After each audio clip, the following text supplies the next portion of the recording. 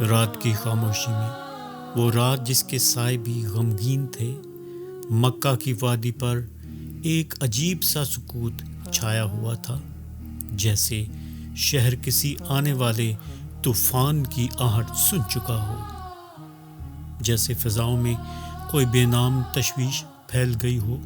کوہ صفا کی وہ صدا، وہ اعلان حق ابھی ہوا میں لرز رہی تھی، اور اس ایک پکار نے صدیوں پر محیط خاموش ظلمتوں کے دروازے توڑ دیے تھے۔ لیکن حق کا سورج جب طلوع ہوتا ہے تو اندھیرے اپنی تمام تر شدت کے ساتھ حملہ آور ہوتے ہیں۔ آج مکہ کی گلیاں بدلنے والی ہیں، وہ شہر جسے امین اور صادق کی صفت پر ناز تھا، اب اسی محمد صلی اللہ علیہ وآلہ وصحبہ وسلم کے خلاف کھڑا ہونے جا رہا ہے۔ پتھر اٹھیں گے، راستے تنگ ہوں گے، اور مکہ کے سب سے پاکیزہ انسان کو سب سے زیادہ تکلیفیں دی جائیں گی۔ یہ قسط اس درد کی داستان ہے جو دل کو چیر دیتی ہے، ان آنسوؤں کی کہانی ہے جو محبوب خدا صلی اللہ علیہ وآلہ وسلم نے بھی چپ چاپ بہائی۔ اس وقت کی جھلک ہے جب ایک ننھی سی بیٹی فاطمہ سلام اللہ علیہا دوڑ کر اپنے بابا کی پشت صاف کرتی ہیں اور آسمان رو پڑتا ہے۔ یہ قسط ان چیخوں کی گواہ ہے جو بلال کی تپتی ریت پر اٹھتی ہیں، عہد عہد ان سانسوں کی گواہ ہے جو سمیہ رضی اللہ تعالی عنہا نے آخری لمحے لیے اور جنت ان کے قدموں کو چومنے اتری۔ یہ قسط صبر کی سب سے اونچی چوٹی ہے، استقامت کی سب سے روشن مثال ہے، اور ایمان کی وہ سچی تصویر ہے جو دلوں کو بدل دیتی ہے۔ اب مکہ کی وادیاں ظلم کی آگ سے بھرنے والی ہیں، اور وہ آگ، وہی آگ اسلام کے مستقبل کا نور بنے گی۔ آزمائش اپنے جلال کے ساتھ اترتی ہے، مگر حق اپنے جمال کے ساتھ قائم رہتا ہے۔ اللہم صلی علی سیدنا حبیبنا محمد وعلی آلہ وصحبہ وبارک وسلم۔ کوہ صفا کی وہ پکار ابھی مکہ کی فضاؤں میں گونج ہی رہی تھی کہ سرداران قریش کے چہرے بدلنے لگے۔ وہی لوگ جو بھی چند لمحے پہلے آپ صلی اللہ علیہ وآلہ وصحبہ وسلم کی صداقت کی گواہی دے رہے تھے، اب ان کے دلوں میں حسد، اناد اور تکبر کی آگ بھڑک اٹھی۔ یہ اعلان نبوت کے بعد کے دن تھے، وہ دن جن میں حق اور باطل کے درمیان وہ پہلی لکیر کھنچنے والی تھی جس نے آنے والی نسلوں کی تقدیر کا فیصلہ کرنا تھا۔ قریش نے جمع ہو کر ایک ہی بات کہی، محمد صلی اللہ علیہ وآلہ وصحبہ وسلم کو روکنا ہوگا، ان کی زبان بند کرنی ہوگی، ورنہ یہ دین ہماری طاقت کو توڑ دے گا۔ ولید بن مغیرہ، ابو جہل، ابو لہب، تینوں کے دلوں میں آگ بھڑک رہی تھی۔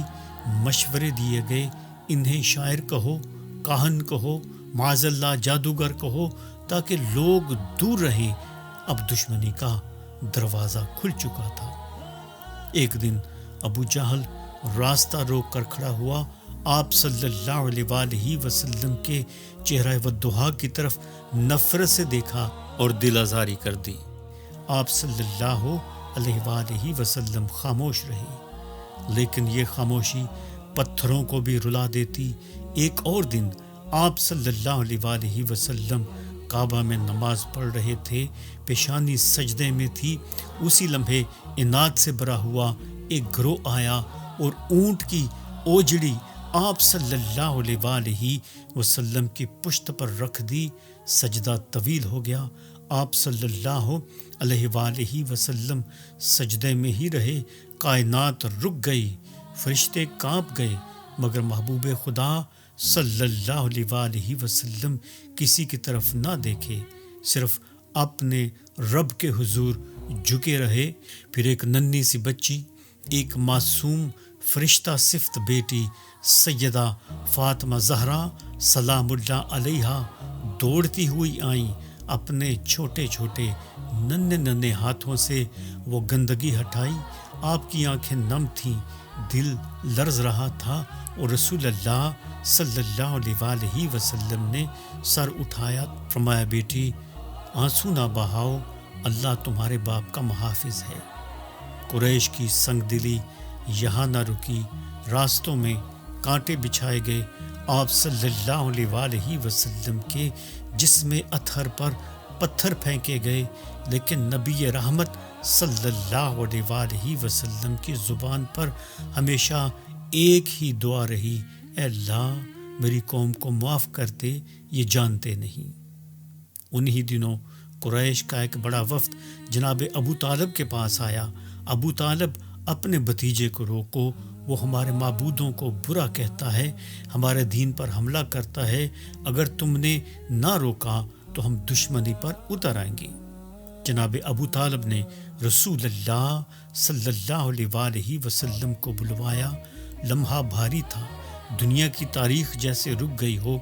رسول اللہ صلی اللہ علیہ وآلہ وسلم تشریف لائے تو انہوں نے اپنے چچا کی آنکھوں میں پریشانی دیکھی۔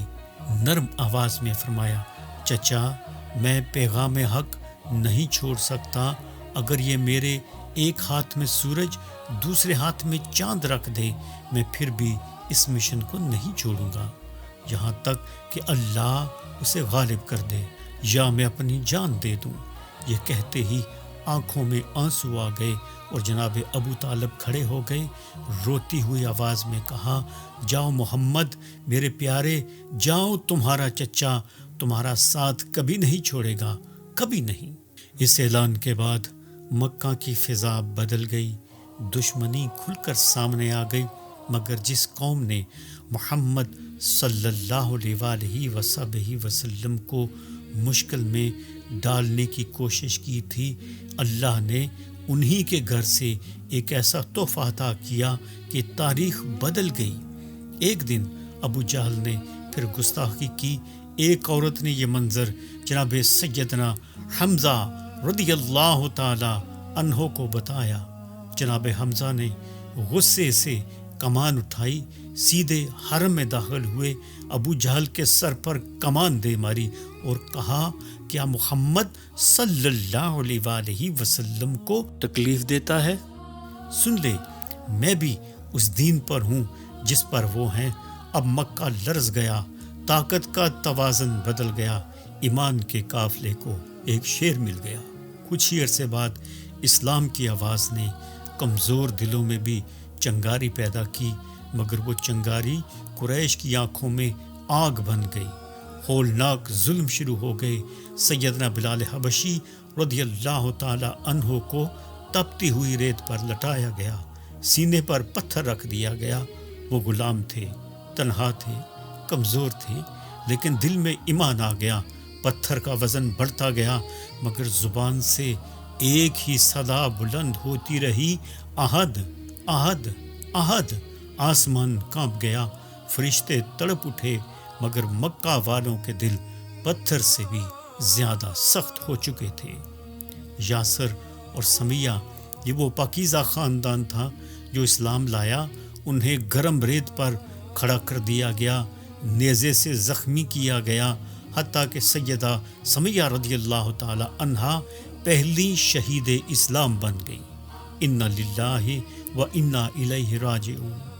رسول اللہ صلی اللہ علیہ وآلہ وسلم ان کے پاس گزرتے تو روتے ہوئے فرماتے، صبر کرو آل یاسر، تمہارا وعدہ جنت ہے، تمہارا وعدہ جنت ہے۔ یہ ہے مکہ المکرمہ کا الشبیکہ قبرستان، جس کے اندر سیدہ سمیہ رضی اللہ تعالی عنہا کی قبر اطہر واقع ہے۔ سیدنا خباب رضی اللہ تعالی عنہ کو جلتے ہوئے کوئلوں پر لٹایا گیا، ان کی پیٹھ کی کھال جل گئی، چربی پگھل کر کوئلوں کو بجھا دیتی، مگر دل ایمان سے مضبوط رہا۔ ام عمارہ، ابو فہیرہ، زنیرہ رضوان اللہ علیہ مجمعین پر ایسے ظلم ہوئے جنہیں سن کر پتھر بھی رو پڑے۔ اسی خون اور آنسوؤں کے موسم میں رسول اللہ صلی اللہ علیہ وآلہ وسلم نے اپنی دعوت حق کو خفیہ طور پر آگے بڑھانے کا فیصلہ کیا۔ ارقم بن ابی الارقم رضی اللہ تعالی عنہ کے گھر کو مرکز بنایا گیا۔ یہی دار ارقم رضی اللہ تعالی عنہ اسلام کی پہلی درسگاہ بنا۔ یہاں قرآن نازل ہوتا، یہاں دل روشن ہوتے، یہاں وہ لوگ تربیت پاتے جنہوں نے بعد میں پوری دنیا کا نقشہ ہی بدل دیا۔ کوہ صفا کے دامن میں اس مقام پر دار ارقم واقع تھا، جو ایمان کی پہلی درسگاہ بنا، اور انقلاب کی بنیاد یہیں سے رکھی جا رہی تھی۔ لیکن ظلم بڑھتا جا رہا تھا، ہر دن ایک نئی اذیت لے کر آتا، زمین تنگ تھی، سانس لینا مشکل ہو گیا تھا۔ پھر ایک دن وہ لمحہ آیا کہ جب رسول اللہ صلی اللہ علیہ وآلہ وسلم نے اپنے تھکے ہوئے، زخموں سے بھرے ہوئے ساتھیوں کو جمع کیا، نرم آواز میں فرمایا، حبشہ میں ایک بادشاہ ہے، وہاں کوئی ظلم نہیں کرتا، جاؤ وہاں چلے جاؤ، اللہ وہاں تمہارے لیے زمین کھول دے گا۔ یہ وہ جملہ تھا جس نے صحابہ کے دل توڑ دیے۔ وہ اپنے حبیب صلی اللہ علیہ وآلہ وسلم کی عارضی جدائی کا صدمہ برداشت نہیں کر سکتے تھے۔ وہ اپنے گھر، اپنی سرزمین، اپنے نبی، اپنے حبیب، اپنے آقا و مولا، جن کے ایک اشارے پر وہ جان دینا اپنی سعادت سمجھتے تھے، اسی نبی، اسی حبیب محمد جو نبی الرحمہ صلی اللہ علیہ وآلہ وسلم ہے، اس نبی سے دور جا رہے تھے، مگر ایمان کی حفاظت ضروری تھی۔ معزز خواتین و حضرات، یہی قسط ختم ہوتی ہے اس درد کے ساتھ کہ مکہ کی وادی میں ظلم کی آگ دہک رہی ہے اور ایمان کا قافلہ اپنے رب کی رضا کے لیے گھر چھوڑنے پر مجبور ہو رہا ہے۔ لیکن اسی آگ سے مستقبل کا نور جنم لینے والا ہے۔ اگلی قسط میں وہ ہجرت حبشہ جس نے اسلام کی تاریخ کا ایک نیا باب لکھا، اس پر بات کریں گے۔ اللہم صلی علی سیدنا حبیبنا شفیعنا محمد وعلی آلہ وصحبہ وبارک وسلم۔ محمد النبی الرحمہ صلی اللہ علیہ وآلہ وصحبہ وسلم۔